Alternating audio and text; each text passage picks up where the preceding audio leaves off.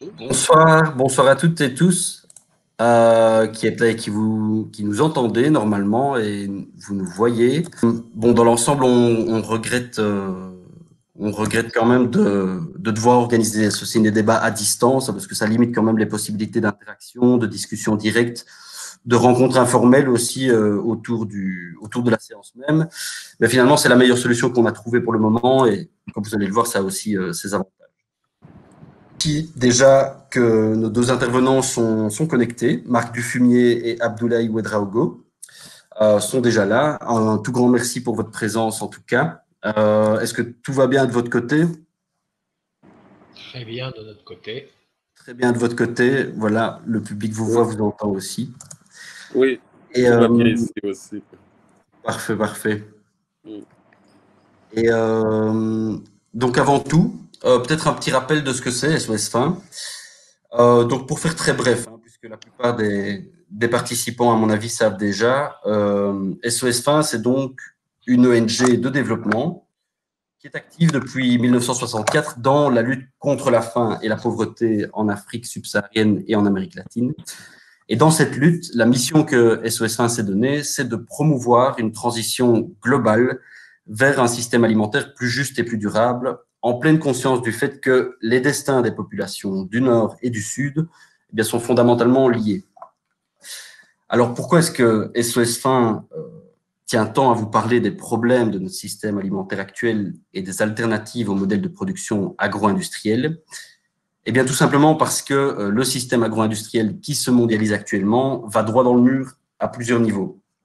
Sur le plan écologique, les méthodes industrielles et chimiques utilisées pour produire dégradent les sols, détruisent la biodiversité, accélèrent le réchauffement climatique, épuisent les ressources d'eau douce, etc.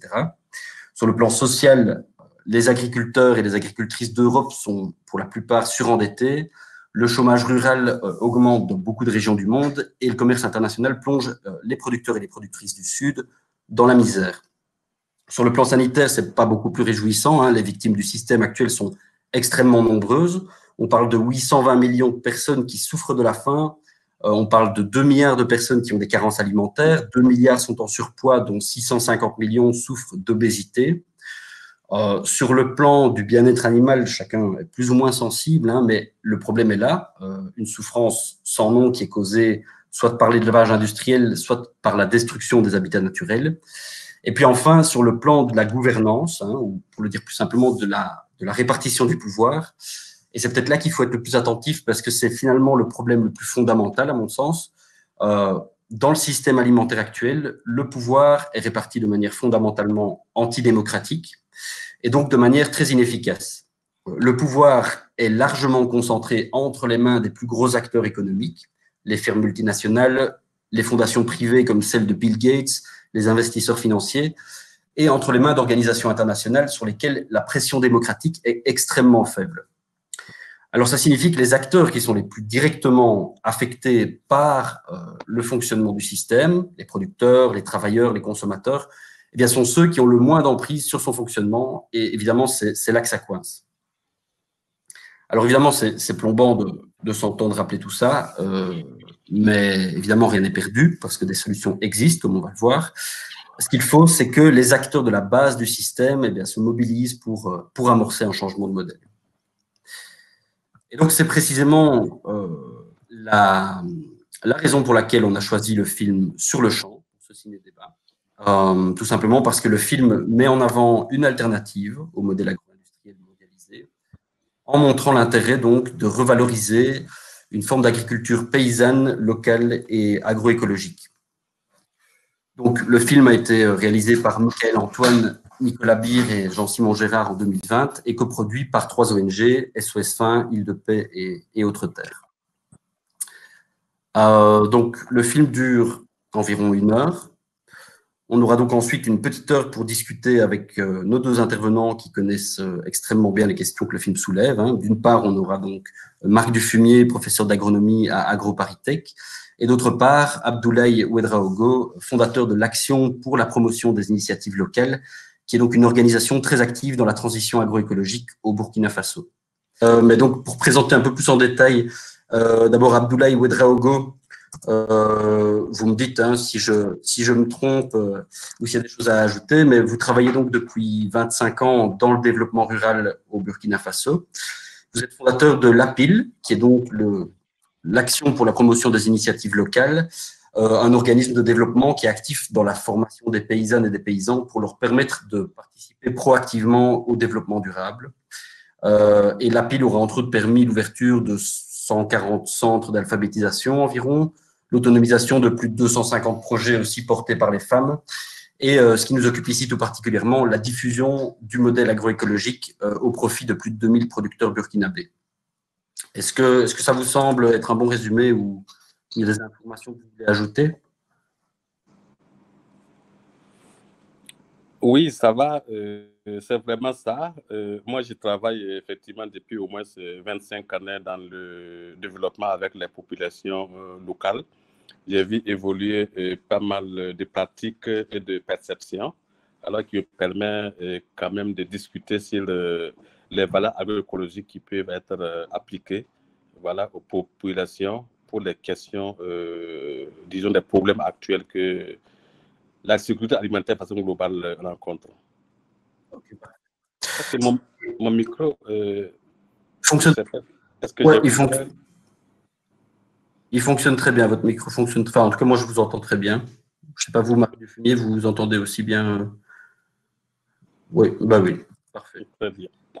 Et donc Marc Dufumier, vous êtes agronome de formation et professeur-chercheur à AgroParisTech. Vous avez participé à la conception, mise en œuvre d'une série de projets et de programmes de développement agricole, à la fois en France comme dans différents pays du Sud. Et on peut vous le dire, vous êtes une figure de proue internationale parmi les agronomes qui se battent aujourd'hui corps et âme pour promouvoir l'agroécologie. Et le titre de votre ouvrage qui est paru en 2009 l'illustre assez bien. L'agroécologie peut nous sauver. Difficile de faire plus explicite que ça. Est-ce que ça vous semble correct et exact comme présentation? Oui, bah c'est peut-être un peu dithyrambique, il faut se méfier, mais merci. J'ai parfois du mal à vous entendre hein, dans la communication, mon Internet est un peu instable, mais il semblerait que dans le sens, quand ça peut, vous voyez, par exemple, là c'est interrompu, vous me direz hein, s'il y a des problèmes. Non, mais on vous entend très bien, donc voilà, n'hésitez pas à me dire si vous voulez que je répète aussi une question. Donc voilà, je propose peut-être à Karim de publier l'état du sondage, hein, déjà puisque pas mal de monde y a répondu. Ça nous permettra un petit peu de voir l'état d'esprit général. Alors donc, pour un peu décrypter en direct, voilà, la première question hein, sur les scénarios que les gens s'imaginent pour le siècle qui se déroule actuellement. On voit que, bon, finalement, peu de gens voient comme plausible la prolongation du système actuel. La possibilité d'une adaptation technologique pour résoudre tous les problèmes qui se posent aujourd'hui, ça semble convaincre une minorité, en tout cas, de gens qui ont répondu aussi. Une majorité donc voit plutôt, en tout cas, une forte possibilité d'émergence d'un nouveau modèle d'ici 2100, en tout cas. Grosse majorité plutôt dans le... J'ai des soucis quand même. Hein. Pardon? Ah oui, voilà, on vous voit, vous aviez disparu un moment, vous êtes de retour. On voit votre clavier, là. Et on ne vous entend plus. Ah, vous avez redisparu. Bon ben, je vais continuer et Abdoulaye Ouedraogo nous rejoindra, à mon avis. Voilà, vous nous entendez, Abdoulaye? Oui, on vous entend un petit peu de temps en temps. Voilà, pendant que les problèmes se règlent. Donc, je disais, voilà, et scénario d'un effondrement brutal qui semble plausible aussi pour 36% donc, des personnes qui ont répondu. Et pour la deuxième question, là, qui est plutôt aussi une question de vision des choses, parfois aussi une vision politique ou d'opinion, ou d'expérience aussi, qui sont les acteurs qui sont les plus susceptibles de donner l'impulsion à la transition. Disons qu'une grande majorité voit dans les consommateurs, consommatrices, finalement un acteur clé, dans les pouvoirs publics en deuxième lieu, et agriculteurs, agricultrices. Donc ça, on va pouvoir aussi en discuter. Et dans les autres scénarios, on voyait aussi que, évidemment, le rôle de la société civile a été souligné. Et pour la première question, des nuances évidemment dans les scénarios évoqués. L'idée que une transition douce ne doit pas être trop douce, ça effectivement, parce qu'il y a une certaine urgence dans les enjeux. Et qu'il y a aussi la possibilité en fait de voir deux modèles coexister et évoluer en parallèle, à la fois transition douce, de changement de modèle d'un côté et adaptation technologique de l'autre. Abdoulaye, est-ce que vous nous entendez? Non, visiblement pas. Bon. Malheureusement, on ne peut pas faire grand-chose puisqu'on est à plusieurs milliers de kilomètres de différence. Donc, on va miser sur vos talents de technicien, puisque Karim ne va pas pouvoir intervenir à mon avis. Voilà, je ne sais pas si Marc Dufumier, ça vous suscite une réflexion, ce sondage et les résultats en particulier. Alors, on a été interrompu, je crois que ça y est, le son est revenu. L'image, moi j'ai du mal. Ok. Je disais, est-ce que vous auriez éventuellement une réaction à chaud, soit sur le film, soit sur le résultat du sondage? Le film, je le connaissais, le sondage, je viens de voir, et puis j'ai regardé les chats. Effectivement, le public me paraît déjà assez convaincu du fait que bio, local et équitable, c'est l'idéal. Et tout le monde s'interroge effectivement sur comment y parvenir. Est-ce que ça va être une révolution radicale? Alors je dirais que je partage le point de vue que dans les orientations, c'est une vraie révolution, c'est-à-dire qu'on ne peut plus continuer comme maintenant. Et par contre, j'entends aussi le mot transition, éventuellement transition douce. En tout cas, une chose est sûre, c'est que cette transition et ce changement radical de notre agriculture et de notre alimentation n'interviendra que s'il y a l'adhésion de l'immense majorité des agriculteurs et bien évidemment des consommateurs, ça a été signalé aussi, et puis éventuellement une action ferme des pouvoirs publics. Mais je partage l'idée qu'effectivement, ça va être un rôle commun, solidaire entre producteurs, les paysans bien sûr, et ils ne le feront que s'ils sont correctement rémunérés. Consommateurs, c'est une prise de conscience, mais c'est aussi une question de pouvoir d'achat, ça a été mentionné dans les chats, et évidemment, les pouvoirs publics, on va devoir les interpeller. On ne vous entend plus, votre micro vient de se désactiver, je pense.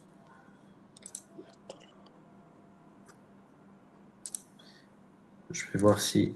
Malheureusement, je ne peux pas le réactiver. Marc Dufumier, votre micro s'est coupé.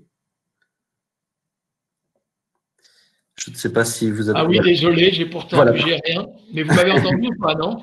On n'a juste pas entendu la dernière phrase.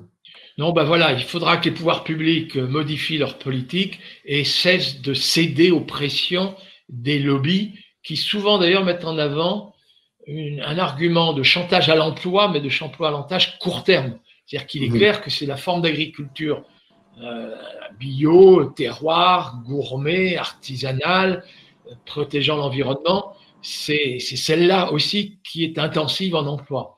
Mais souvent, à strict court terme, pour sauver une agro-industrie ou un vendeur de pesticides, et le chantage à l'emploi court-termiste auquel cèdent souvent les pouvoirs publics. Et ça, c'est franchement dommageable. Oui, tout à fait. Abdoulaye Ouedraogo, j'ai l'impression que là, on vous a retrouvé. Vous nous entendez? Vous nous voyez bien?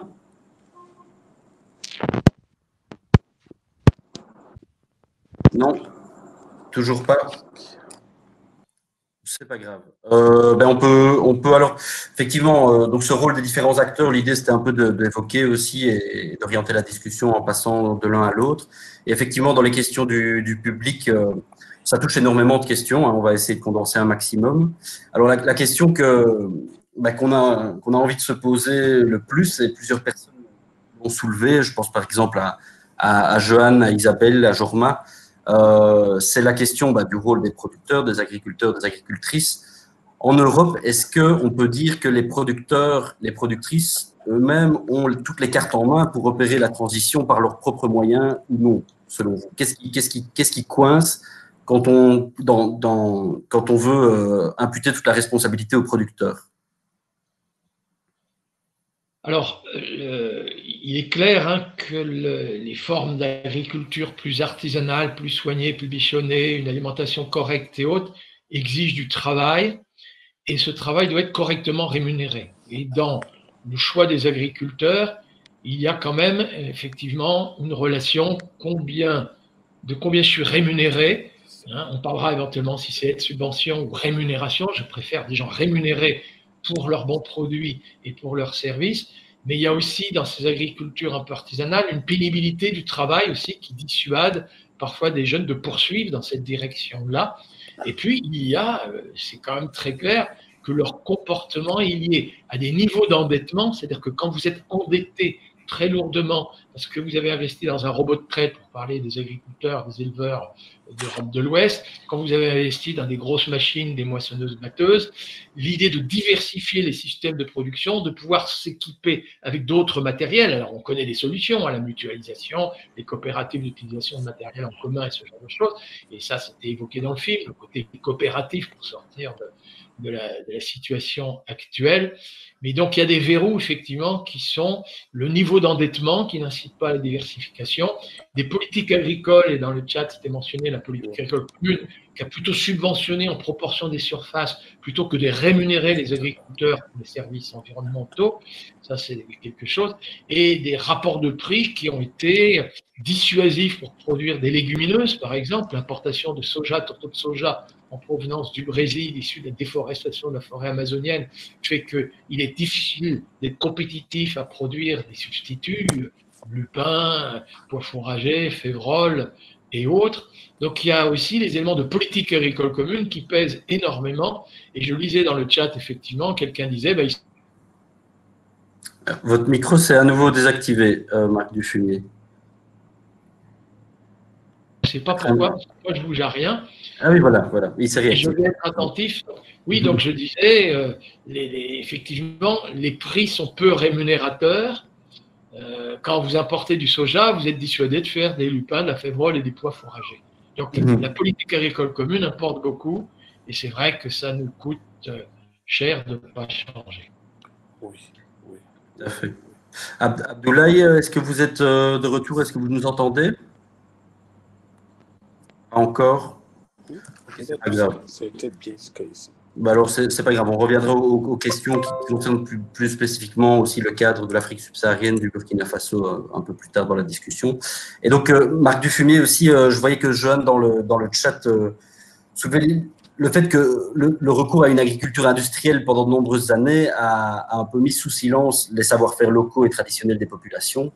Et est-ce que donc c'est un problème à quel point est-ce que c'est un problème, cette perte de savoir, et comment concrètement est-ce que… Du coup, de nouveau, je ne vous entends plus complètement, mais oui, alors très clairement, l'agriculture industrielle, alors d'abord, elle a misé, et ça c'est de la responsabilité de beaucoup d'agronomes, hein, des gens donc à la limite qui me ressemblent, qui ont misé sur ce qu'on a appelé l'amélioration variétale, des variétés végétales à haut potentiel génétique de rendement, qui ont été sélectionnées en station expérimentale, mais toute chose est égale par ailleurs. C'est-à-dire que pour comparer les variétés, il ne fallait pas qu'il y ait des nématodes plus importantes d'un côté que dans l'autre, des mauvaises herbes plus abondantes à un endroit qu'à un autre. Donc on a sélectionné ces variétés avec 0 insecte prédateur, 0 agent pathogène, 0 dite mauvaise herbe, hein. Et on était parvenu effectivement à sélectionner des variétés à haut potentiel génétique de rendement sur des champs qui étaient très fertiles,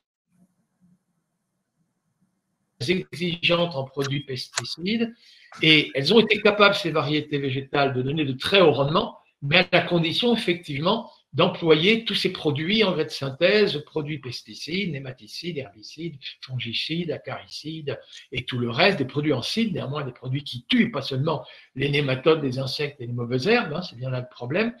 Et les gens se sont accoutumés à ça. On a perdu des variétés végétales anciennes qui étaient tolérantes à l'existence des prédateurs, des agents pathogènes, et qui n'étaient pas trop concurrencés par les herbes adventices parce qu'ils avaient des pailles très grandes. On a perdu les savoir-faire avec l'emploi de ces variétés anciennes. On a perdu aussi des savoir-faire paysans.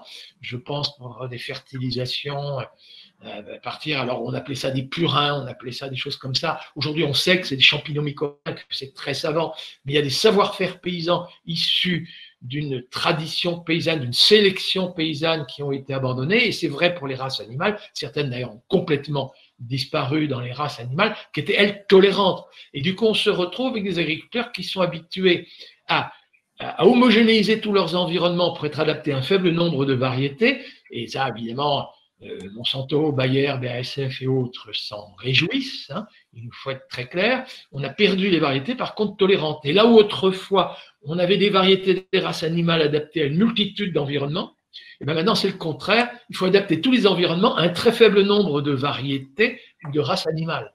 Et ça, tous les écologues vous le diront, pas seulement les agroécologues, mais tous les écologues vous diront que dans des écosystèmes exagérément simplifié, hein, je veux dire que du blé, pas un coquelicot, s'il vous plaît, pas une chenille, rien d'autre que le blé, une seule variété, ou une plantation de bananes, pareil, si on est sous les tropiques, eh bien, ce sont les écosystèmes les plus fragiles.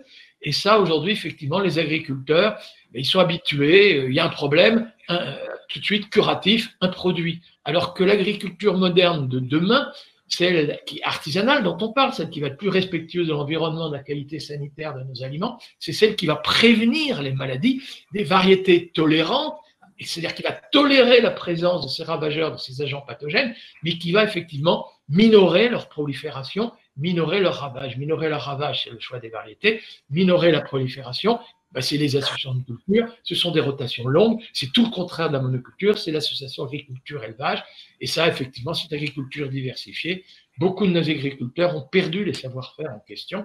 Donc oui, il y a un problème réel de formation aujourd'hui de nos agriculteurs, à ce type d'agriculture qui n'est pas un retour en arrière.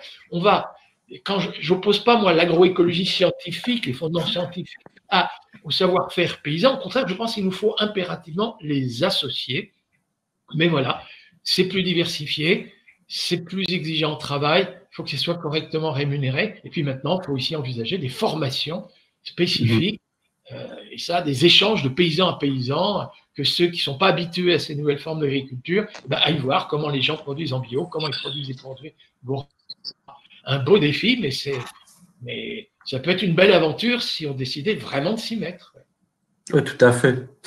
Et ça rejoignait une question que je voulais poser aussi à Abdoulaye Ouedraogo. Est-ce que vous nous entendez maintenant? Oui, désolé, mais j'étais un peu coupé, mais je vous entends pas de souci.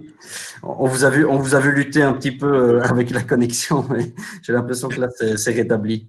Et donc là, en fait, effectivement, on rassemblait quelques questions aussi du public à propos des contraintes face auxquelles les agriculteurs et les agricultrices se trouvent quand ils veulent entamer une transition par leurs propres moyens.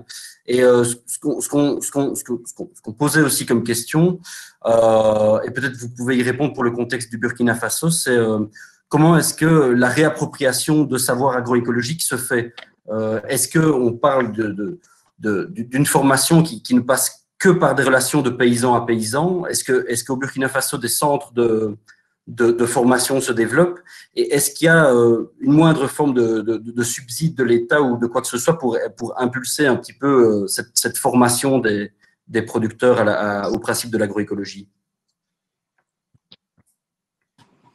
Ok, merci bien. Il faut dire que les choses ont évolué au Burkina Faso durant ces 10 dernières années.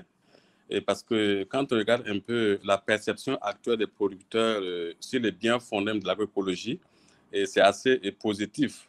Parce que c'est comme Marc Diffimier le disait, les Malgaches, effectivement, sont arrivés à lui, intellectuel de haut niveau, à lui montrer comment il faut aborder l'agriculture. Parce que chez nous, ici, il faut dire que lorsqu'on est avec les producteurs avec qui on travaille, pour nous, quand on parle de l'agroécologie pour eux, c'est une façon même de renouer avec leur propre culture. Parce qu'avant, il faut dire qu'ils savaient que c'était des fumiers des étables qui partaient au champ. C'était les fausses fumières qu'ils avaient. C'était en fait tous les essences, effectivement, qu'ils ont pour fertiliser en fait les terres. Mais c'est comme si en un temps, on a dit que tout cela n'est pas bien et qu'il fallait changer. Alors, donc, quand on regarde aujourd'hui tous les programmes qui viennent à leur niveau pour parler d'agroécologie, du changement climatique, il n'y a pas véritablement une innovation en dehors du fait que les gens avaient cette façon de travailler. Et sauf qu'après, les politiques nationales ou les pratiques n'ont pas permis d'encourager ces personnes-là. Et aussi, nous avons face aujourd'hui à des populations locales qui sont conscients des méfaits des produits chimiques qui sont déversés dans leurs champs. Ils voient des terres qui sont infertiles et sans explication. Ils voient de nouvelles maladies qui apparaissent dans les localités sans qu'ils sachent pourquoi. Parce que soit des femmes ont inhalé des produits chimiques et qu'il y a des maladies, ou soit des enfants également tombent malades parce qu'ils ont mangé des produits ayant été déversés par les produits chimiques. Et même tout récemment, il y a 2 mois de ça au Burkina, il y a toute une famille qui est décédée parce qu'ils ont seulement consommé des haricots sur lesquels on a déversé des produits chimiques. Alors, ils voient également des localités où même des arrivistes ne tiennent plus parce que certains ont été pendant longtemps été allogés par des produits chimiques.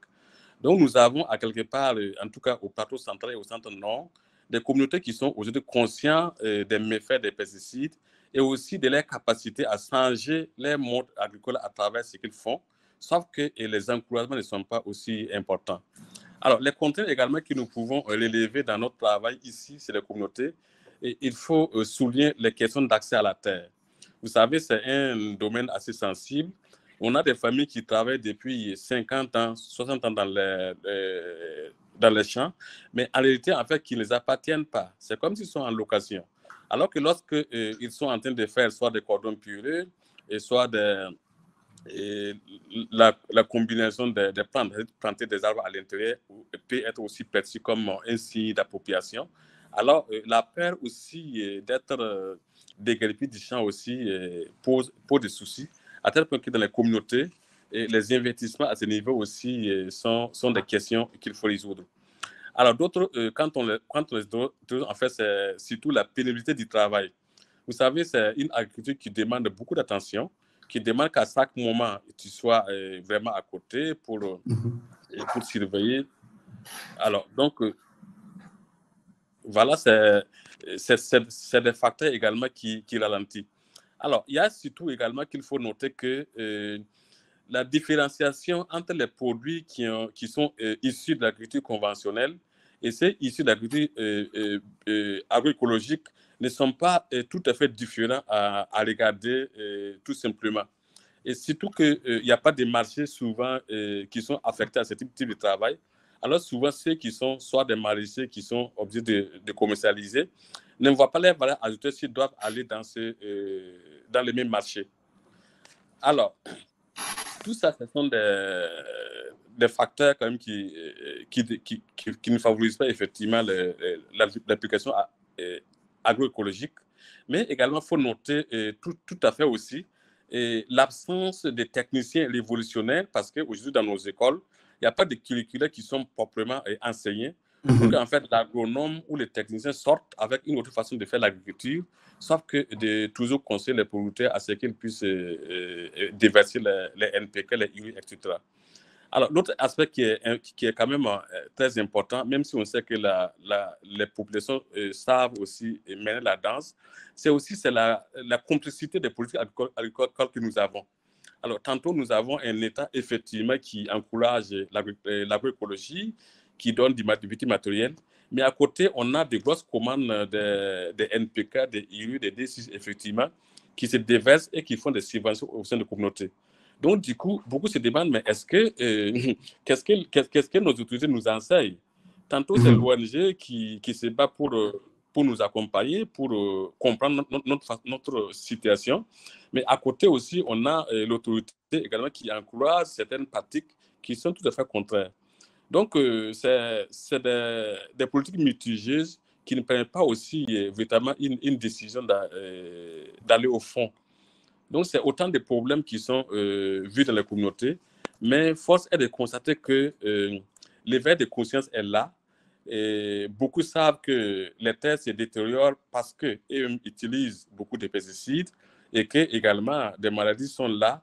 Et ils savent que beaucoup de maladies sont vraiment liées à notre système alimentaire. Donc, c'est un peu ce contexte burkinabé auquel nous sommes confrontés.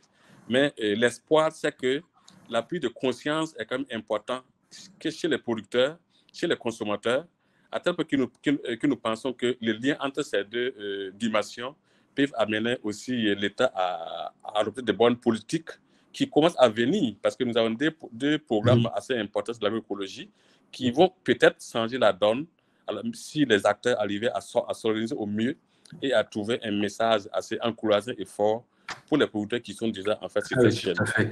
Ben, c'est vrai que ça, la question des politiques publiques aussi, ça va revenir à mon avis dans la discussion parce qu'il y avait aussi toute une série de questions là-dessus. Et donc ici, vous évoquez le lien évidemment qui doit se faire entre la conscientisation et la motivation des producteurs et celle des consommateurs aussi. Et en fait, en lisant le chat aussi, une question en tout cas qui est essentielle et en fait qui revient un peu aussi à chaque débat autour de ce film ou autour des films qui parlent de cette thématique de transition, c'est le fait que quand on parle de consommer autrement, de consommer responsable, éthique, bio, local, en circuit court, ce que j'entends souvent et ce que beaucoup de gens entendent souvent, c'est que oui, ce serait bien, mais que ça coûte trop cher. Mais je trouve un peu qu'il y a un flou sur cette question, parce qu'on entend parfois que effectivement, c'est le problème de l'alimentation low cost, c'est que ça propose un prix du marché qui est extrêmement bas par rapport à une alimentation qui est vendue à son coût réel. Mais en même temps, on entend aussi que finalement, ça ne coûte pas forcément plus cher de consommer autrement. Alors, j'aimerais bien poser du coup la question à Marc Dufumier. Est-ce que, selon vous, ici, en Belgique, en France, est-ce que de manière générale, c'est correct de dire que ça coûte plus cher de consommer local, biologique, en circuit court, oui ou non?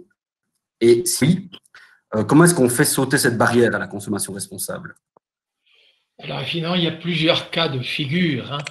Il est vrai que la production, on va dire l'agriculture industrielle qui vend pour une agro-industrie de grande capacité pour des grandes et moyennes surfaces, eux, ils arrivent à vendre pas cher parce que l'agriculture industrielle a remplacé les gens par des machines et que dans les transports, dans la distribution, on joue sur des économies d'échelle. C'est-à-dire c'est qu'on produit à grande échelle, on peut arriver au prix monétaire minimum.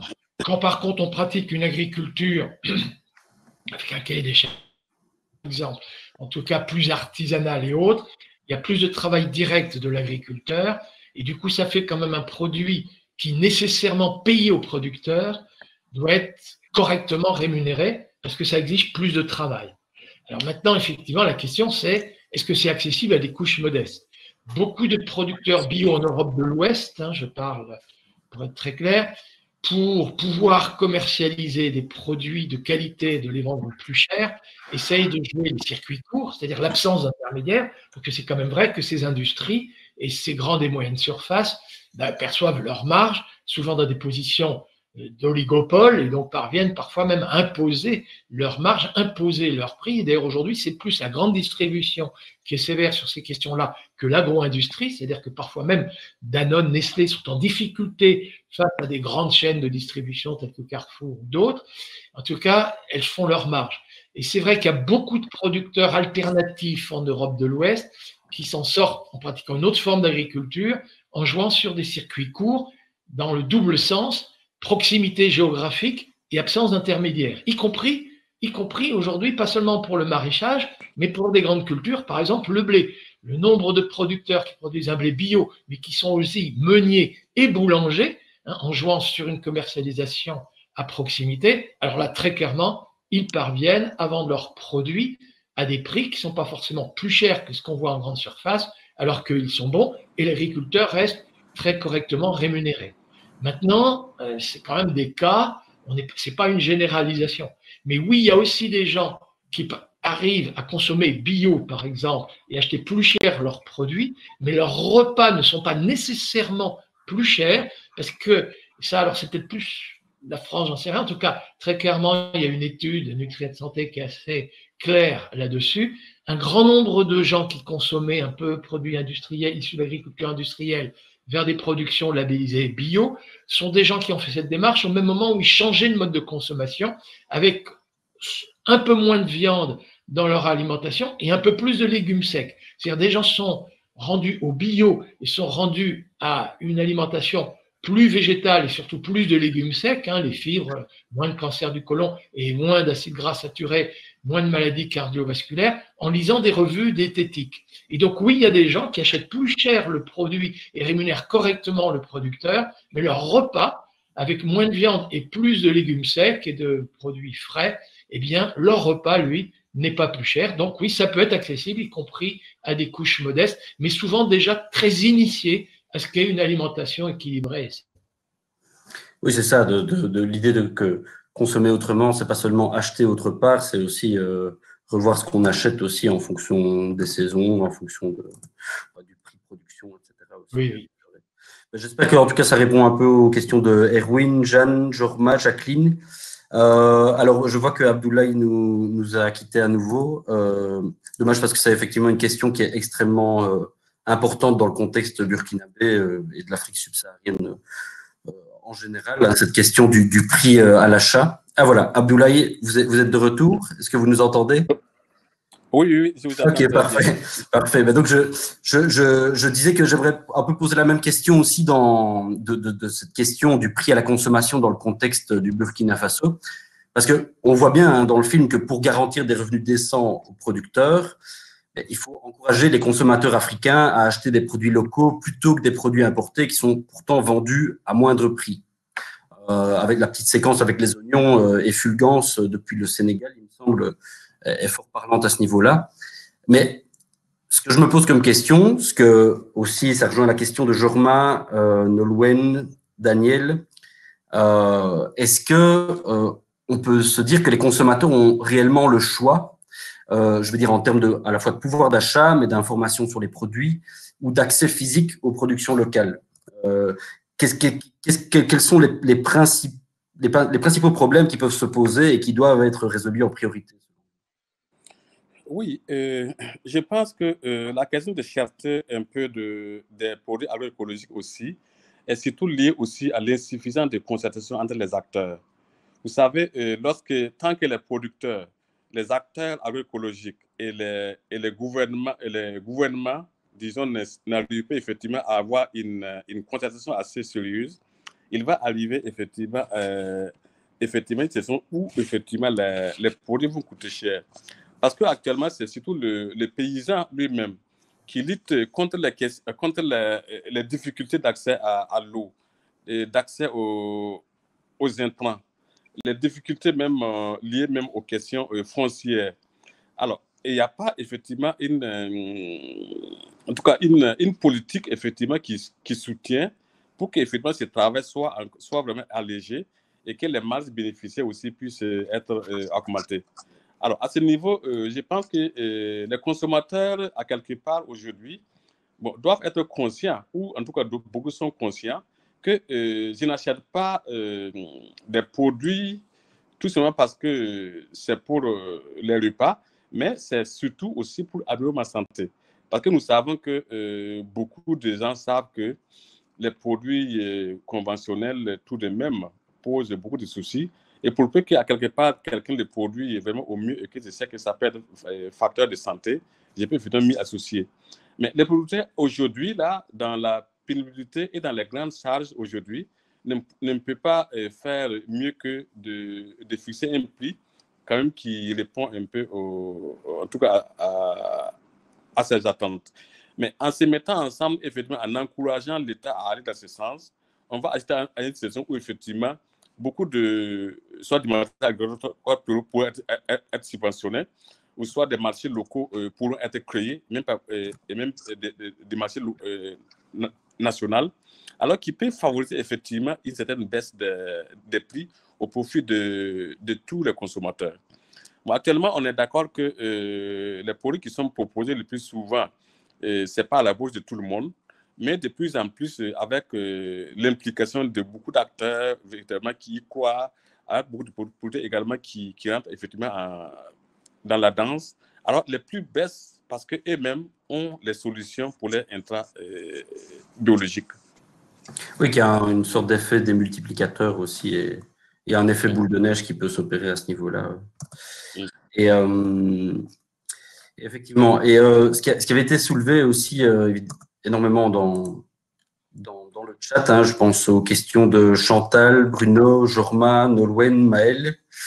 C'est donc un peu le fait que quand on parle de système alimentaire mondial, on ne parle pas que des producteurs et des consommateurs, évidemment, on parle aussi de toute une série d'acteurs intermédiaires, hein, les firmes qui produisent les équipements agricoles, les firmes qui produisent les engrais, les semences, les pesticides, les industries de transformation, le transport, les traders du commerce international, la grande distribution, voire même les grandes chaînes de restauration elles-mêmes. Et finalement, c'est à l'échelle globale, hein, dans ce système industriel qui se mondialise, c'est précisément à ces échelons-là, à ces échelons intermédiaires, que le pouvoir est le plus concentré entre les mains de grandes multinationales comme Bayer Monsanto, Nestlé, Cargill, Carrefour, McDonald's, etc. Et alors, la question hein, qui est soulevée par plusieurs personnes et que j'essaie de résumer comme ceci, c'est comment est-ce qu'on fait pour contraindre les firmes à changer leurs pratiques? Est-ce qu'il faut passer par des législations nécessairement? Simplement, est-ce que le comportement des consommateurs et une forme de boycott peut suffire? Et la question que ça amène aussi, c'est est-ce qu'il faut les faire changer de pratique ou est-ce qu'il faut parvenir à démanteler ces géants dont l'emprise sur la société est souvent pointée comme antidémocratique? J'aimerais bien avoir, peut-être pour alterner, votre avis, Marc Dufumier, sur cette question. Oui, je partage ce point de vue. Il faut arriver à diminuer l'importance, le poids de ces entreprises multinationales qui sont en position d'oligopole, parfois même de monopole, parce qu'ils parviennent parfois à s'entendre entre eux. Je crois que logiquement, les pouvoirs publics devraient au moins les taxer pour toutes les pratiques qui sont précisément à cause d'externalités négatives, c'est-à-dire de dégâts environnementaux, de conséquences négatives sur le climat, d'atteinte à la biodiversité. Je pense qu'elles méritent d'être considérablement taxées. Je crois qu'il nous faut jouer, pour que les choses changent, une politique de bonus-malus, surtout pour les agriculteurs. Le bonus, c'est la rémunération de leurs services environnementaux, et le malus, on va taxer les engrais azotés de synthèse. Taxer les engrais azotés de synthèse, effectivement, ça porte atteinte aux multinationales de la pétrochimie. Ça, j'en conviens. Mais je peux vous assurer que taxer les engrais azotés de synthèse, pour beaucoup d'agriculteurs en Europe de l'Ouest, j'imagine qu'au Québec, au Canada aussi, je veux dire, d'emblée, plutôt que de fertiliser avec des engrais azotés de synthèse, ils remettent des légumineuses dans leur rotation. Donc, une politique de bonus-malus au niveau des agriculteurs, en taxant ce qui provient des à l'origine quand même de beaucoup de dégâts environnementaux, d'effets de serre et ce genre de choses, ça peut aider. Après, les mettre en concurrence pour qu'éventuellement ils imposent moins leur prix, ça, c'est pas forcément facile, quoi. Et puis, les casser, je veux dire, moi, je ne sais pas faire. Voilà. Le vrai problème, en tout cas, je pense que les pouvoirs publics peuvent quand même les taxer fortement pour qu'elles changent de comportement. Oui, c'est ça, jouer il y a des lois de la concurrence aussi qui souvent sont appliquées de manière très très faible. Et le problème aussi, j'ai l'impression, c'est que quand on parle du pouvoir de gros acteurs économiques comme ça, de géants du système alimentaire, c'est que c'est une emprise économique sur le système, un pouvoir de négociation dans le marché, mais c'est aussi, comme vous l'avez dit tantôt, une emprise politique aussi sur le système. C'est un peu un cercle vicieux qui se renforce à ce niveau-là. Oui, je reviens, c'est dramatique, je vais dire, ces multinationales qui font toujours le chantage à l'emploi, c'est-à-dire que si vous commencez à nous taxer, si vous faites ceci, si vous faites cela, on va supprimer des emplois. En fait, si on regarde par exemple, il est clair que la poudre de lait produite à grande échelle dans les régions laitières crée beaucoup moins d'emplois qu'un bon fromage fermier, une coopérative fermière, des fruitières, on dirait chez nous dans le comté. C'est clair qu'elles jouent sans arrêt, plutôt que de mettre en avant leurs intérêts à eux, ceux des actionnaires et leurs dividendes, ils mettent en avant l'emploi. Mais c'est des arguments complètement faux. C'est bien les petites industries, les transformations fermières, les petites coopératives qui créent le plus d'emplois et qui correspondent le plus à l'intérêt général. Mais elles vont dire, non, il nous faut produire à grande échelle, toujours moindre coût monétaire, on oublie les externalités négatives, les coûts environnementaux, c'est pas notre affaire, et hop, voilà, c'est reparti. Et les pouvoirs publics ne devraient pas céder à ce type de chantage. Oui, tout à fait. Et donc, question pour Abdoulaye que je me pose et qui rejoint aussi toutes ces questions posées dans le chat. Dans le contexte du Burkina Faso, quel est le poids de ces grands groupes et quelle est l'implantation à quel point est-ce que, bon, ils détiennent un pouvoir de négociation avec une série d'agriculteurs par le système de contract farming, de contrats directement conclus avec les consommateurs, ou au niveau des décisions politiques. Un petit topo général, à mon avis, ça peut être très, très intéressant pour ici le public qui est très majoritairement belge. Oui, mais oui, il est clair qu'il faut vraiment agir sur les législations.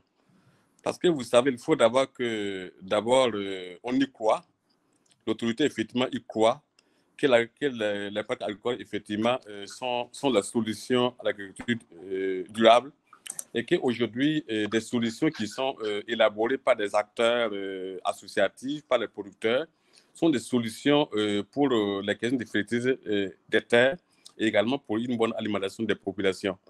Alors, vous savez, dans notre pays, il y a beaucoup d'avancées assez importantes. Il y a, par exemple, le Conseil national de l'agriculture biologique qui regroupe près de 100 organisations qui travaillent autour des 13 régions pour renforcer les capacités, pour former, pour conscientiser et même faire des plaidoyers au niveau de l'État pour que, par rapport aux commandes d'intrants qui se font à coût de milliards par an, qu'au moins une partie de ces fonds-là puisse affecter aux engrais biologiques qui sont fabriqués par les acteurs et par les producteurs. Alors, ils commencent effectivement à y adhérer, mais c'est vraiment assez faible. Alors que les producteurs qui en achètent donnent de bonnes appréciations. Mais vous savez, c'est des questions de marché, c'est des questions d'intérêt. C'est pas évident que dans un temps record, on puisse effectivement y arriver. Alors, ces entreprises ne sont pas forcément installées au Burkina, mais il y a véritablement des entreprises privées, voilà, qui sont installées, mais également encouragées par le gouvernement, parce que c'est eux, effectivement, qui font la commande et que la chaîne, effectivement, se met en branle. Alors, je crois qu'à ce niveau aussi, il faut revenir un peu sur le poids aussi des consommateurs. Aujourd'hui, ce que nous savons aux côtés des grandes villes comme Ouagadougou, comme Bobo, comme les villes secondaires, c'est que les consommateurs commencent à prendre conscience des problèmes, effectivement, qui sont occasionnés par la consommation des produits conventionnels. Alors, donc, étant donné que lorsqu'on se nourrit, en réalité, on se nourrit pour effectivement avoir plus de santé. Et quand on sait que ce qu'on consomme, effectivement, va impacter sur ma santé, alors on fait des efforts pour se mettre avec les associations, pour amener également l'État à adopter de bonnes politiques et aussi à opérer des taxations importantes à l'entrée pour encourager tout de même les produits qui sont existants ici et qu'on encourage réellement les producteurs à y aller. Alors, nous avons mis en place au niveau de ces navires près d'une douzaine de fermes modèles qui sont complètement animées par des producteurs avec des produits qu'ils ont fabriqués pour effectivement produire. Et nous appelons à appeler les gouverneurs, les maires de mise à venir regarder pour attester effectivement que lorsque on considère les essences locales existantes, on peut avoir des résultats. Et c'est ça même qui a même prévalu à la mise en place de 2 projets importants au Burkina, dirigés par les ministères, qui pour nous va effectivement être un projet pilote qui va effectivement répondre à la question de savoir est-ce que l'agroécologie nourrit son homme, est-ce que travailler sans ces pesticides peut effectivement aider voilà, les producteurs effectivement à s'en sortir. Mais je crois également que cette question-là, c'est aussi, ça révèle d'un caractère, j'allais dire, souverain. Parce que la souveraineté alimentaire ne peut être gérée et que par les gouvernants, à travers les politiques qu'ils prennent, croient effectivement que j'ai un potentiel foncier important, que c'est une population engagée qui peut effectivement travailler et produire pour se nourrir et qu'effectivement on fasse l'essai. Mais si on va juste toujours estimer que ce n'est que des minorités et que cette partie ne peut pas arriver à nourrir tous les Burkina, bon, ça ne va pas être la solution, mais il faut bien qu'à quelque part, effectivement, on ait un processus quand même voilà, qui amorce vers une situation où on utilise les essences nationales pour produire la nourriture pour les populations burkinabées. Oui, tout à fait. Et ben, ça nous renvoie aussi un petit peu parce que ça renvoie toujours à la question, évidemment, de la mise en relation des producteurs avec les consommateurs et pour que cet engouement s'opère et que finalement, les pratiques, les produits agroécologiques produits par les producteurs locaux prédominent sur éventuellement l'offre extérieure. Mais ça pose aussi quand même la question, hein, c'est une question que Aline avait posée, qui peut s'insérer là-dedans.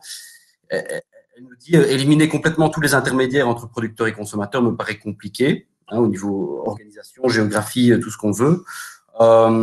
Et alors ça pose aussi la question de s'il y a une demande qui émerge pour les produits agroécologiques locaux notamment, dans quelle mesure est-ce qu'il n'y a pas le risque, hein, un peu comme ça se voit en partie déjà ici en Belgique, en Europe, que des très grosses firmes de la distribution se réapproprient un peu cette demande en s'imposant finalement comme intermédiaire de cette transition. Et donc la question en fait que j'aimerais peut-être plus simplement poser d'abord peut-être à Marc Dufumier, c'est est-ce qu'on peut s'attendre à ce que demain, Carrefour, par exemple, décide de remplir la moitié de ses rayons avec des produits biologiques locaux et est-ce que, à votre sens, ce serait une bonne nouvelle? Souvent, ça c'est vraiment une question qui génère un peu un flou et une division dans les opinions. C'est quand même vrai que s'il y a des produits biologiques labellisés bio et donc quand même avec une certification et donc une qualité saine, si on peut en trouver dans des grandes et moyennes distributions, tant mieux. J'allais dire, les couches modestes qui fréquentent peut-être ces grandes et moyennes surfaces, si elles peuvent trouver des produits sains, moi je ne peux que m'en féliciter. Par contre, il est clair que ces produits en question, et il faut le savoir d'ores et déjà en Europe de l'Ouest, cette grande distribution met les producteurs bio locaux en concurrence avec des importations de produits bio de régions plus lointaines et où la main-d'œuvre, une main-d'œuvre turque en amène de l'Est ou ce genre de choses, est sous-payée. Donc effectivement, le grand drame, c'est que de nouveau, elles jouent leur rôle de monopole et si un jour, momentanément, parce que les circuits courts, hein, notamment, c'est très intéressant pour les produits pondéreux et périssables, ne pas perdre la teneur en vitamines et en polyphénol, en antioxydants. Plus on tarde entre la récolte chez le producteur et la consommation chez le consommateur, plus ça perd de ses qualités nutritionnelles. Alors ça, quand la grande et moyenne distribution, elle achète localement, je ne peux que m'en réjouir, mais attention, cette grande et moyenne distribution met les producteurs locaux quand même en concurrence avec des produits importés. Et si jamais un jour, pour des raisons de surproduction et un effondrement des prix, alors là, je vais vous dire, les producteurs locaux ne seront pas correctement rémunérés. Donc là, il y a une vraie menace. Donc, OK, tant mieux si des gens qui fréquentent les grandes et moyennes surfaces parviennent à avoir une alimentation saine, je suis très heureux, mais il y a vraiment la menace du fait que les producteurs bio, en cas de coup dur, ne seront pas forcément bien rémunérés. Et là, il y a une vraie menace. Donc, c'est quand même vrai, au moins pour les produits fruits et légumes, si on pouvait jouer des cartes autres que celles de la grande et moyenne surface, des marchés, hein, des marchés paysans en particulier, ce serait quand même mieux. Et ceux qui ont les moyens et le temps de les marchés, il faut surtout qu'ils n'hésitent pas à y aller. Oui, tout à fait. Effectivement, c'est ce rôle de la grande distribution dans cette transition fort controversée, forcément. Effectivement, je veux dire que ça va pas, ça peut résoudre un ou deux paramètres du problème. Évidemment, ça ne résout pas le fond du problème. Et du coup, dans le film aussi montre la question pour avec quelques exemples en Amérique latine, en Afrique subsaharienne, de producteurs qui essayent d'accéder au marché pour mettre en avant leurs produits agroécologiques. Et la question, alors si Abdoulaye, si vous nous entendez, si vous êtes toujours là, parce que la question allait vous être adressée, donc ce sera peut-être pour plus tard la question alors. Et donc peut-être soulever le dernier gros aspect vraiment qui est revenu dans les questions, je pense aux questions de Jacqueline, de Christian, de Ngonla, c'est du coup le rôle vraiment qui a déjà été évoqué à différents moments de la discussion, le rôle des pouvoirs publics, puisqu'on voit quand même que depuis quelques années, le concept d'agroécologie a quand même de plus en plus de succès dans le discours politique, malgré une très forte résistance évidemment. Les organisations internationales en parlent, de plus en plus d'instituts de recherche le promeuvent, mais peut-être de manière que ça se diffuse de manière trop lente, mais disons qu'il y a quand même une progression. Mais est-ce qu'au final, Est-ce que ça se traduit par des mesures, des programmes concrets de transition à l'agroécologie? Est-ce que c'est susceptible de faire une différence dans le court terme? En tout cas, bon, disons, selon vous, Marc Dufumier, quand on parle à l'échelle européenne ou plus large, si vous avez d'autres exemples en tête. Alors, je trouve que trop, pas suffisamment. Hein. La grande déception, c'est effectivement la négociation sur la politique agricole commune, qui, même quand elle parle des paiements de services environnementaux, donc un concept, effectivement, je trouve, qui permettrait de rémunérer correctement les agriculteurs pour leurs services d'intérêt général, ben, ils sont en train de transformer ça en aide conditionnée, et ça risque d'être des conditions uniformes pour tous les terroirs de 27 pays. Ça, c'est de la déformation. Donc, de la même façon que je lis là dans les chats que la grande et moyenne surface utilise souvent des produits bio pour se faire une promotion, ça peut être du greenwashing. Dans les pouvoirs publics, il y a beaucoup de gens aussi qui utilisent les mots et pour couvrir des pratiques qui n'en sont pas. Alors, vous, en Belgique, vous êtes peut-être exemple de ça, mais nous, on nous a eu un Grenelle de l'environnement qui devait changer notre économie. On vient d'avoir une conférence citoyenne qui a fait des propositions très concrètes sur ce que pourrait être une transition agroécologique. Et quand on en arrive à faire des mesures, ben tiens, ils ont tout oublié. Donc, c'est du vent. Donc, à coup sûr, les pouvoirs publics sont conscients que l'opinion publique est en train de changer. Ils voient qu'on ne peut plus complètement s'abstenir. Il faut quand même prendre en considération cette opinion publique qui change. Et donc, je pense que toutes nos activités de plaidoyer, il faut toujours les poursuivre parce que c'est quand même une pression à l'égard des pouvoirs publics. Mais j'observe quand même qu'ils ont une capacité à résister et à faire toute autre chose qui, moi, commence singulièrement à me déranger. Je ne suis pas désespéré, je reste mobilisé, mais vraiment, il reste encore beaucoup à faire. C'est la galère. Oui, c'est un peu l'impression qu'on peut avoir que face à comme ça, une pression et une mobilisation de la base, il y a toujours une première phase, que ce soit au niveau des grands acteurs privés ou au niveau des pouvoirs publics. Il y a d'abord une phase où c'est le discours qui s'ajuste avant que la pratique et les mesures suivent. J'ai l'impression que c'est un peu c'est d'abord essayer de sauver les meubles simplement par les paroles, et puis une fois que c'est dos au mur complètement, alors là, il faut changer. Donc c'est peut-être ça aussi qui est encourageant pour aller de l'avant et ne pas se décourager si les actes ne suivent pas tout de suite. Oui, surtout pas se décourager. Et Abdoulaye, vous êtes de retour? Oui, je suis là. Parfait. Bah donc, on abordait un peu, pour répondre à une série d'autres questions, le rôle des pouvoirs publics, vous l'aviez un petit peu évoqué tantôt. Je me demande un petit peu, parce qu'au Burkina Faso, c'est parfois quand même un des pays qu'on évoque comme exemple où des politiques d'appui à l'agroécologie se sont un peu plus manifestées que dans d'autres en Afrique subsaharienne. Je ne sais pas à quel point est-ce que vous pensez que la tendance est positive ou non sur le plan politique par rapport à l'encouragement de l'agroécologie? Oui, la tendance est positive parce que il faut dire qu'en 2011, quand nous, on mettait en place le Conseil national d'agriculture biologique, c'est le ministre de l'Agriculture lui-même qui a été président de séance pour encourager cette mise en place de la structure, et que c'est 62 organisations qui sont autour des 13 régions aujourd'hui qui animent cette plateforme-là où on parle seulement de l'agroécologie avec les consommateurs, les intermédiaires et les intermédiaires, etc. Alors aussi, tout récemment, si vous avez suivi au Burkina, nous sommes en position d'adopter une charte agroécologique qui est en cours. La charte a été écrite par beaucoup de réseaux au Burkina.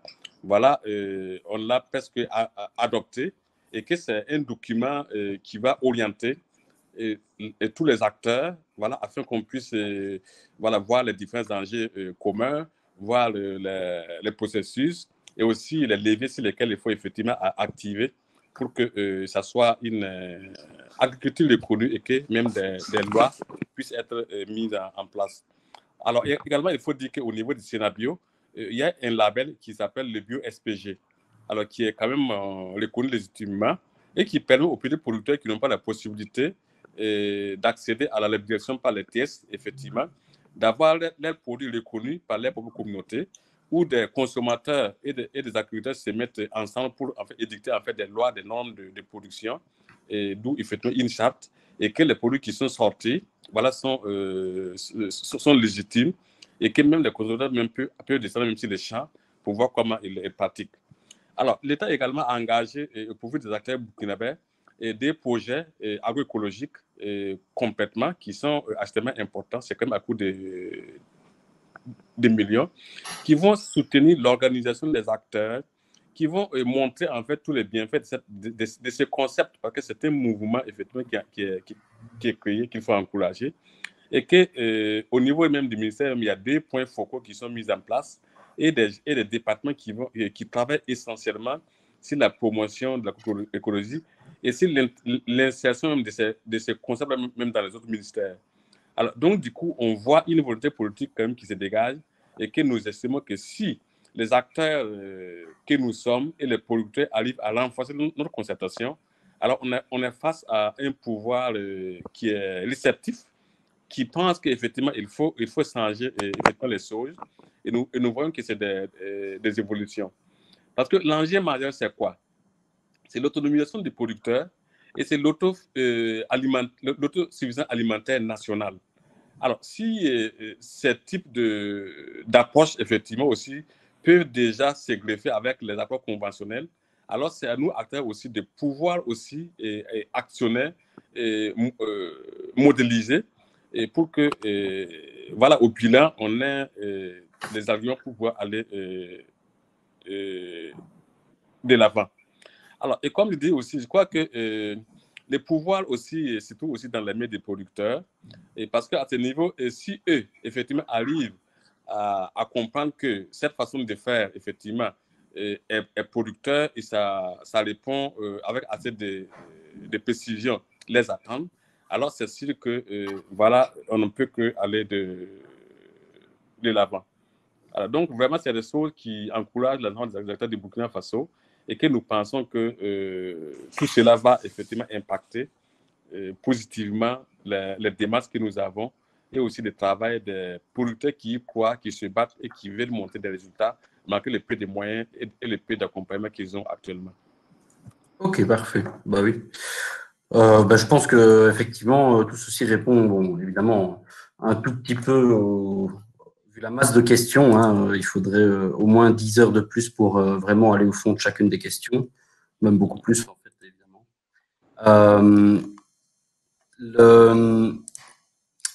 Évidemment, ici, bon, il est déjà 9h moins quart, donc je pense qu'on peut tout doucement aller vers la fin. Malheureusement, il y a énormément de questions qu'on n'aura pas eu vraiment le temps d'aborder. Hein. C'est toujours comme ça, évidemment.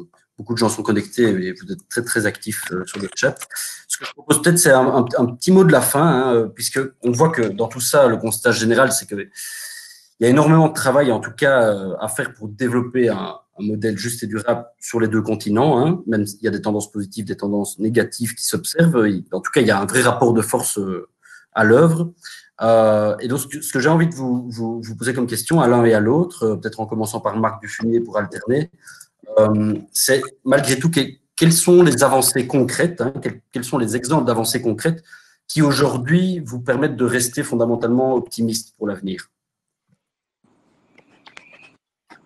Il y en a quand même, hein, je dirais, et souvent qu'il y a quand même, qui est un traité international, même s'il n'y a pas beaucoup de clauses très contraignantes, mais qui, dans la hiérarchie des droits internationaux, fait que si, par exemple, l'Europe essaye de se protéger de l'importation de soja transgénique en provenance des Amériques, imaginez qu'il y ait un procès à l'organisme des règlements des différends de l'OMC, eh bien ce traité est plus hiérarchiquement plus important que les traités commerciaux. Donc c'est quand même bien qu'on ait pu négocier à l'échelle environnementale des considérations où on peut maintenant faire des procès au cas où des politiques commerciales peuvent aller à l'encontre de ça. Est-ce que vous pouvez juste rappeler le nom du traité, parce que vous avez été coupé juste au moment du… Oui. Vous avez été coupé juste au moment où vous disiez le nom du traité. Est-ce que vous pouvez le répéter? Le traité, donc c'est le traité de la COP 21, donc le traité, oui, excusez-moi, donc qui quand même a décidé un petit peu des mesures nécessaires pour atténuer ce réchauffement climatique. Eh bien, les pays vont, même s'il n'y a pas de clause contraignante très précise dans ce traité, c'est un traité international, c'est-à-dire que c'est un vrai accord international qui prévaut sur les accords commerciaux. Et donc, quand il y a un procès d'organisme de règlement des différends, si on commence à se protéger, imaginez que le Burkina Faso veuille se protéger de nos excédents et remettre en cause des accords de partenariat économique, ben, il pourrait gagner. Et imaginez que l'Europe de l'Ouest décide de mettre des protections à l'importation de soja transgénique en provenance des Amériques, ben on pourrait gagner. Et ça, c'est quand même important. Moi, je regrette qu'à l'échelle internationale, on ne négocie pas dans une seule et même instance les aspects environnementaux, les échanges agricoles et les mouvements migratoires. Parce que tout le monde, dans un grand nombre de pays, les gens s'interrogent sur le pourquoi des mouvements migratoires, mais c'est quand même d'abord la pauvreté de paysannerie dans les pays du Sud. Et je pense effectivement, il y a l'Afrique du Nord et l'Afrique subsaharienne, notamment sahélo-soudanienne, où des gens concurrencés avec nos excédents de blé ne parviennent plus à produire du mil et du sorgho de façon rentable.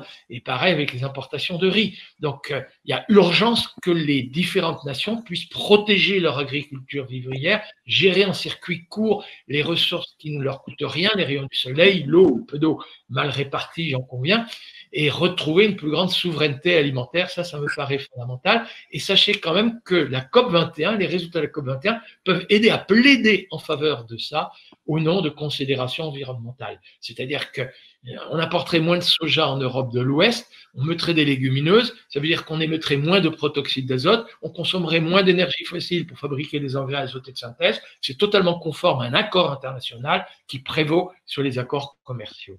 Donc ça, c'est quand même un élément, un levier sur lequel on peut jouer. Ça n'empêche pas qu'on galère, hein, mais c'est quand même un levier sur lequel on peut jouer. Et ça a été quand même une prise de conscience, je pense, internationale, sur le fait que là, au moins, là, il nous faut rester solidaires, tout pays confondu.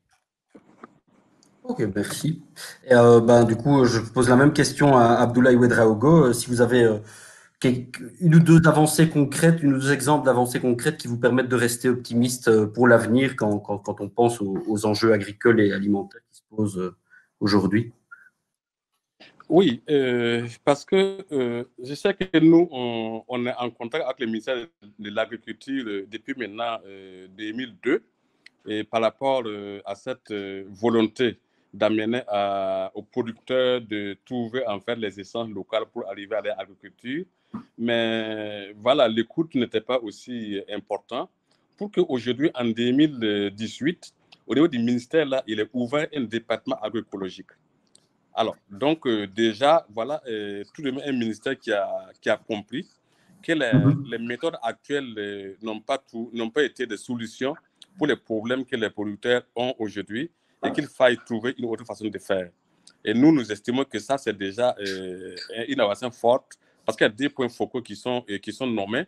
Et même, nous avons même signé une convention, c'est-à-dire, je parle du Synabio, avec l'école qui forme les agronomes et les agents techniques agricoles au Burkina Faso pour que l'agroécologie soit enseignée au niveau de l'école.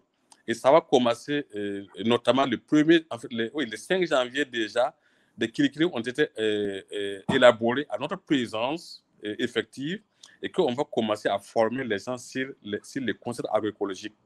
Alors, accompagné d'un ministère effectivement qui en font un département, c'est comme si d'ici 2 ans, nous allons avoir un département qui serait animé par des gens, pas de techniciens qui savent de quoi on parle. Alors, nous avons assisté également sur les 2 années le gouvernement qui a pu faire des commandes importantes d'intrants biologiques, c'est des acteurs burkinabés pour distribuer aux producteurs burkinabés, alors qu'ils donnent des résultats. Alors, nous, on estime que tout ça, ce sont des avancées importantes. Alors, autre chose aussi qu'il faut relever, c'est que la 6e conférence ouest-africaine sur l'agroécologie va se passer au Burkina Faso le 21 novembre 2021. Et c'est le Synabio, disons les acteurs burkinabés qui sont à la manœuvre, avec le ministre de l'Agriculture lui-même, qui a toujours été en train de discuter, de faire des lettres de recommandation pour qu'on vienne au Burkina, parce que c'est un pays qui a décidé véritablement à faire autrement les choses. Alors, il y a également la charte de l'agroécologie qui rassemble les acteurs. Vous savez, le fait qu'on ait travaillé de façon isolée pendant plusieurs années n'a pas permis véritablement de bouger sur nos politiques. Et nous estimons que tous ces aspects-là, tous ces aspects sont des indicateurs qui montrent que nous avons vraiment une piste bien tracée. Et pour un peu d'effort et de dévouement, on peut vraiment arriver vraiment au but. Merci. Parfait, parfait. Bah, effectivement, donc ça montre effectivement qu'on peut dresser un tableau noir, mais qu'il y a clairement, de quoi rester optimiste aussi, hein. C'est une question qu'on aime bien d'habitude poser, et il y a toujours il y a toujours des réponses très concrètes de la part des experts de tous ces enjeux-là, donc c'est plutôt encourageant en soi, quoi. Mais voilà, donc je pense que on va tout doucement pouvoir clôturer. Alors on vous laisse, hein, à tous ceux à vous toutes et tous qui nous entendez, peut-être l'occasion de nous laisser un dernier petit mot sur le chat, hein, si vous le désirez, quoi que ce soit, avant de partir en tout cas. Et alors pour rester informé des prochains événements, campagnes, ciné-débats que SOS Fin organise, je vous invite à passer soit par la newsletter de SOS Fin en bas de la page, hein, je balance ici les liens sur le chat, soit par la page Facebook elle-même, encore plus simple. Et alors, j'attire aussi l'attention, hein, puisque c'est en lien direct évidemment avec le film, avec le débat, sur la campagne que SOS Fin mène actuellement contre le traité de libre-échange entre l'Union européenne, le Pérou, la Colombie et l'Équateur, hein, qui nuit profondément à la survie des agriculteurs et des agricultrices sud-américains, mais sans pour autant bénéficier à ceux de l'Europe. Donc, je vais aussi ici copier sur le chat le lien de la page de la campagne, avec la pétition qui va avec, évidemment, puisque, pour le rappeler, 2 parlements dans toute l'Europe n'ont pas encore ratifié le traité, donc c'est peut-être la dernière occasion de freiner ou de bloquer le mouvement. Ce sont les parlements de la Fédération Wallonie-Bruxelles et de la région Bruxelles-Capitale.